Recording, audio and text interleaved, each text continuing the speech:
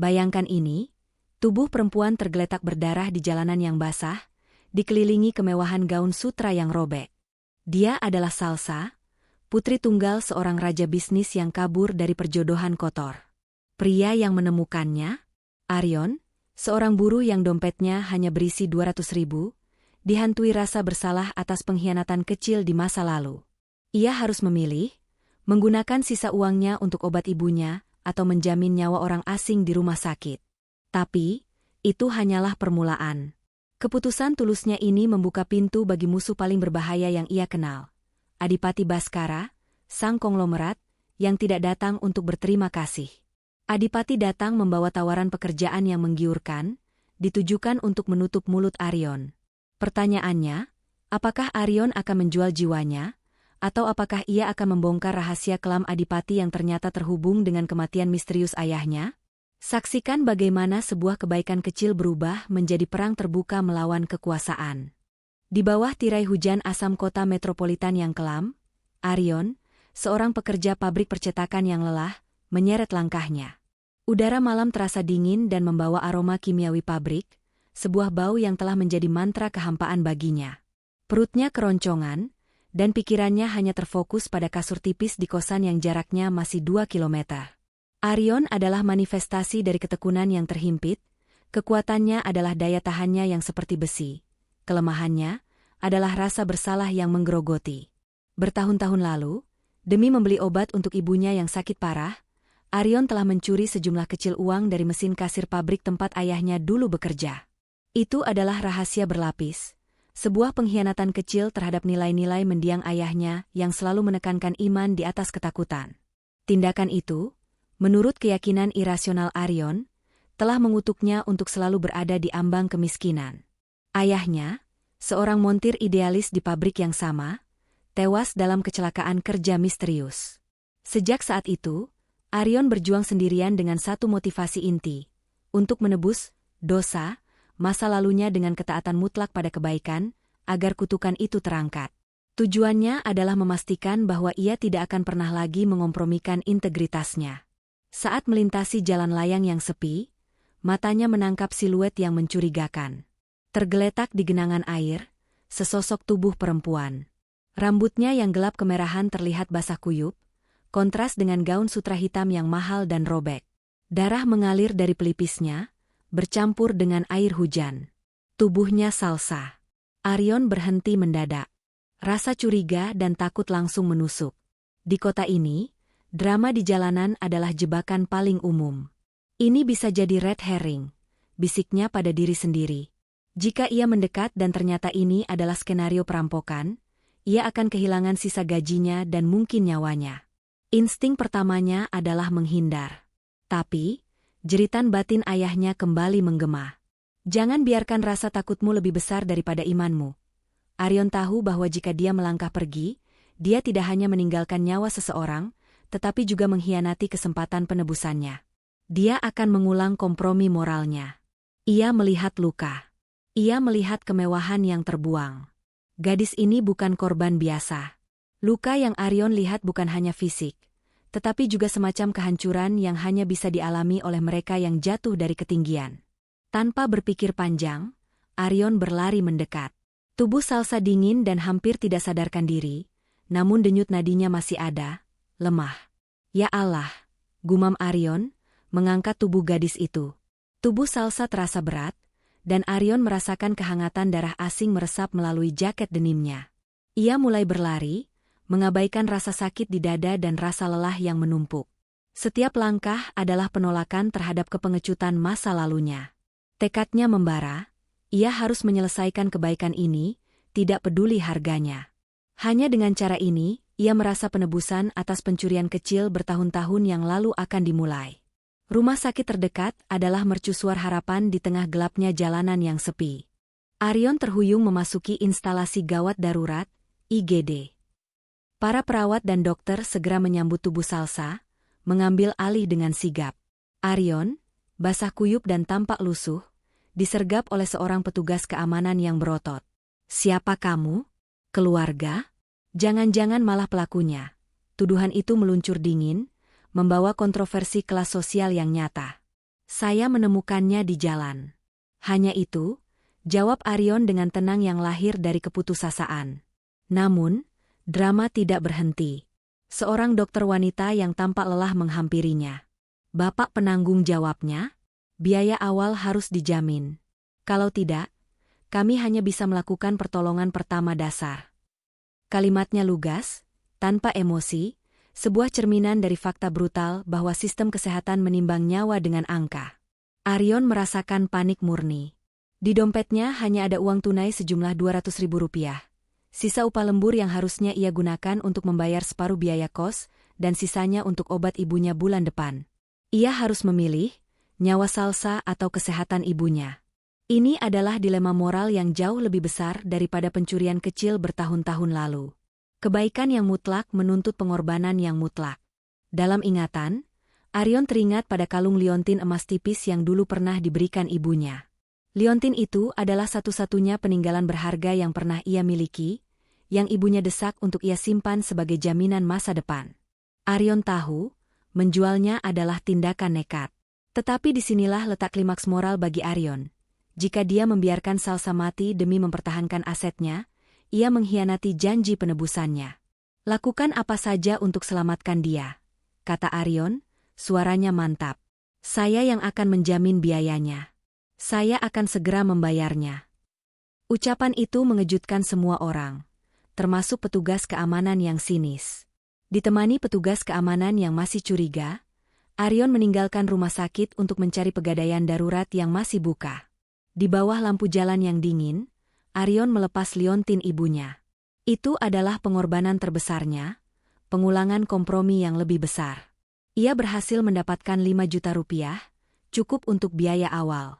Ketika ia kembali, petugas keamanan, terdiam oleh bukti fisik dari pengorbanan Arion, akhirnya mengangguk kecil. Arion kembali duduk di ruang tunggu, kelelahan fisik dan mental. Ia tidak tahu bagaimana ia akan membayar sisa tagihan, apalagi membayar obat ibunya. Tapi rasa damai menyelimutinya. Niatnya murni, meskipun jalan yang harus ia tempuh pahit dan penuh risiko. Ia telah membuktikan pada dirinya sendiri, kali ini, ia memilih iman. Di dalam hatinya, ia berharap bahwa tindakannya yang radikal ini akan membuka jalan, atau setidaknya, mematahkan kutukan kemiskinan yang ia yakini selama ini. Beberapa jam kemudian, matahari pagi menyapa ruang perawatan. Arion, yang tertidur di kursi samping, terbangun ketika ia mendengar suara lirih. Salsa telah sadar.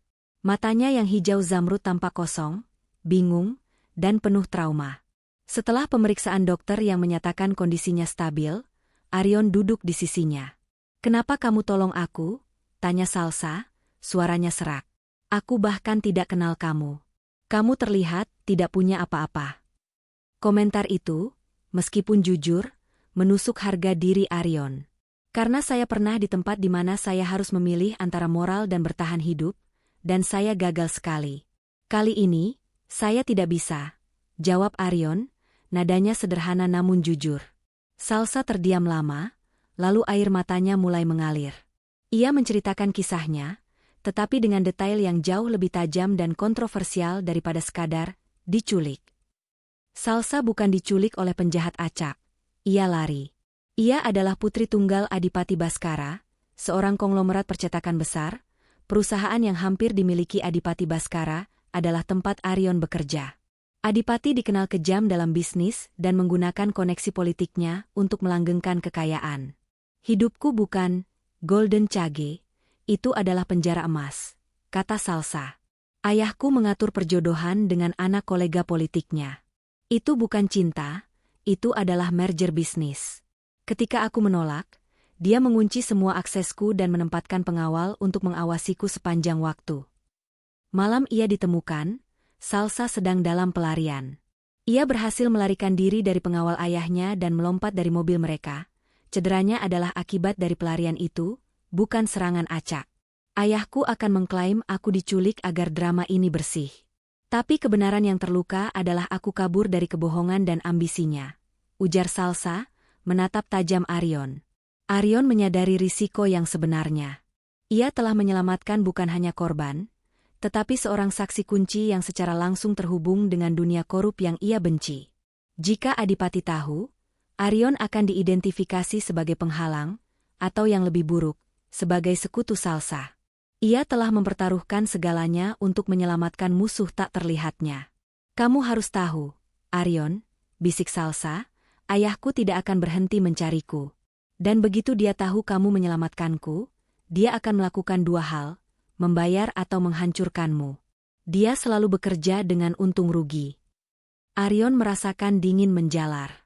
Ia menatap kalung lambang perak yang dikenakan Salsa, lambang keluarga Baskara. Lambang itu mirip seperti logo samar yang ia lihat di beberapa dokumen rahasia di pabrik percetakan. Arion kini menyadari bahwa pahlawan yang ia mainkan telah membawanya ke dalam konflik yang jauh lebih besar dari sekadar utang rumah sakit. Sebuah perang melawan sistem yang bertanggung jawab atas kematian ayahnya dan kini mengancam Salsa. Sore itu, mobil sedan hitam mengkilat berhenti tepat di depan kamar kos sederhana tempat Arion kini membawa Salsa untuk pemulihan, jauh dari rumah sakit. Debu beterbangan, mematikan tawa anak-anak di gang sempit. Adipati Baskara, setelan arang dan mata baja, keluar dari mobil. Ia berjalan seperti seorang kaisar yang memasuki tanah jajahan.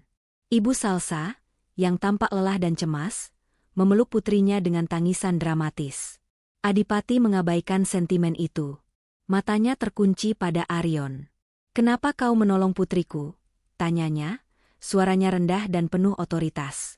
Itu bukan pertanyaan terima kasih, melainkan interogasi. Arion berdiri tegak, membiarkan pakaiannya yang lusuh menjadi perisainya. "Saya tak bisa pura-pura buta melihat orang sekarat. Itu adalah kewajiban saya sebagai manusia." Adipati tersenyum tipis, senyum yang tidak mencapai matanya. "Kewajiban. Kata yang mahal. Aku sudah mendapatkan laporannya. Kau menjual satu-satunya perhiasan ibumu untuk biaya awal." Pria yang memilih kewajiban di atas kelangsungan hidupnya sendiri. "Kau tahu, aku menghargai aset yang langka, Arion." Kemudian Adipati menjatuhkan bom. Ia tidak berbicara tentang balas budi, tetapi tentang leverage. "Aku tahu siapa kamu, Arion. Anak dari Marno. Teknisi yang tewas dalam insiden, kecelakaan, 10 tahun lalu di lantai 2 pabrikku. Aku juga tahu, Arion." Adipati mendekat, suaranya merendah menjadi desisan yang hanya bisa didengar Arion. "Kau pernah mengambil uang dari kas register tahun lalu. Hanya sedikit, ya, tapi itu adalah pencurian. Kau bukan orang suci, Arion. Semua orang punya harga, dan semua orang punya rahasia. Aku bisa membiarkan rahasiamu beristirahat dengan damai." Arion merasakan lututnya gemetar. Rahasia berlapisnya, yang ia yakini hanya diketahui Tuhan, kini dipegang oleh iblis yang berdiri di depannya. Adipati menggunakan informasi yang seharusnya tidak ia ketahui sebagai senjata pemerasan. "Aku ingin kau bekerja bersamaku. Di posisi tinggi, gaji yang pantas. Kau akan berada di bawah mataku, mengurus logistik, dan sesekali, mengurus putriku. Anggaplah ini bukan sekadar tawaran, tapi kesempatan untuk memastikan masa depan ibumu, dan memastikan masa lalumu tetap terkubur." Inilah klimaks dari dilema moral Arion. Tawaran ini akan menghapus kemiskinannya, mengamankan ibunya, dan menghilangkan rasa takutnya akan pengungkapan masa lalu. Tetapi, menerima tawaran ini berarti Arion menjadi anjing penjaga bagi orang yang bertanggung jawab atas kehancuran ayahnya dan penindasan Salsa. Itu berarti menjual jiwanya. Salsa menatapnya dengan tatapan memohon, "Tolaklah." Arion menarik napas panjang, mengingat ayahnya, mengingat darah Salsa di jaketnya. "Maaf, Pak Adipati," kata Arion. "Saya datang dari dunia yang berbeda. Kami percaya bahwa hutang nyawa dibalas dengan nyawa, bukan dengan uang. Saya menyelamatkan putri Anda bukan untuk menjadi kacung Anda. Anda sudah tahu harga saya, tapi saya menolak untuk dibeli." Penolakan itu dingin, tegas, dan menghantam Adipati lebih keras dari tamparan. Wajah Adipati mengeras. "Kau telah membuat keputusan yang sangat bodoh, Arion. Aku tidak suka urusanku menjadi berantakan. Ingat itu." Adipati Baskara pergi, membawa istrinya yang menangis, tetapi meninggalkan janji dinginnya yang menggantung di udara. Arion dan Salsa kini ditinggalkan sendirian. Bukan dengan kelegaan, melainkan dengan ketakutan yang dingin. Arion telah lolos dari jebakan emas, tetapi kini ia tahu bahwa ia akan menghadapi perlawanan yang brutal. Dia tidak akan membiarkan kita, bisik Salsa, suaranya gemetar. Dia akan menghancurkanmu. Itu cara dia bekerja. Mungkin, jawab Arion, wajahnya lelah tetapi matanya memancarkan tekad baru. Tapi kali ini, aku memilih iman, bukan ketakutan. Hadiah dari kebaikan saya bukanlah uang, Salsa. Itu adalah kebenaran. Salsa mengangguk, ia mengerti. Mereka menyadari bahwa balasan terkejam bagi ketulusan mereka bukanlah kemiskinan yang berlanjut, tetapi beban pengetahuan yang harus mereka pikul bersama. Arion kini memiliki informasi tentang adipati yang melampaui batas kewajaran, dan Salsa memiliki detail internal tentang jaringan korupsi ayahnya. Mereka membentuk aliansi yang tidak terduga, didorong oleh tekad bersama untuk mencari keadilan. Arion, dengan pengetahuannya sebagai mantan buruh di pabrik percetakan, tahu celah-celah logistik dan siapa saja karyawan kunci yang tidak puas. Salsa, dengan akses memori masa kecilnya dan kata sandi email yang ia curi sebelum melarikan diri, memiliki akses ke data internal. Mereka mulai bekerja. Di sebuah warung kopi kecil yang remang-remang, jauh dari jangkauan mata adipati, mereka menyusun rencana. Arion membuat peta jalur pengiriman, dan Salsa mencocokkannya dengan daftar info yang ia yakini dimanipulasi. Kebaikan yang Arion berikan di malam hujan itu telah melahirkan sebuah perlawanan. Kita tidak akan mendapatkan hadiah materi, Arion, kata Salsa suatu malam, menatap tumpukan dokumen yang dicetak buram. Kita akan mendapatkan hadiah yang lebih baik, kebebasan. Arion tersenyum, senyum yang tulus, bebas dari beban rasa bersalah masa lalu. Ia telah menebus kesalahannya bukan dengan menjadi kaya, tetapi dengan mengambil jalan yang benar dan paling berbahaya. Mereka tahu, balasan yang paling indah bagi mereka berdua bukanlah kebersamaan yang romantis, tetapi perjuangan bersama melawan ketidakadilan.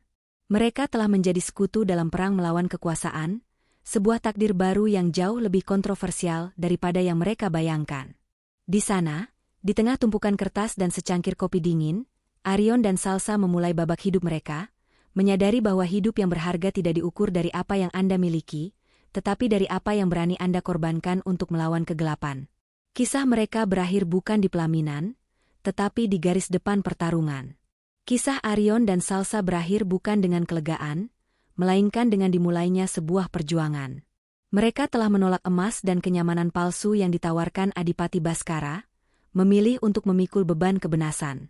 Kondisi mereka di akhir cerita memang belum stabil. Mereka adalah sepasang sekutu yang tengah merangkak di jalur berbahaya, bertekad menggunakan informasi mini mereka untuk menjatuhkan seorang tiran. Hikmah terpenting dari kisah kontroversial ini adalah, integritas bukanlah harga yang harus dibayar, melainkan senjata yang harus dipegang. Balasan sejati dari ketulusan seringkali bukan berupa kekayaan, melainkan keberanian untuk hidup bebas dari rasa takut. Ingatlah, cerita ini adalah fiksi, namun dilema moral dan konflik di dalamnya dibuat serealistis mungkin agar dapat kita jadikan pelajaran. Terima kasih banyak telah menonton hingga akhir.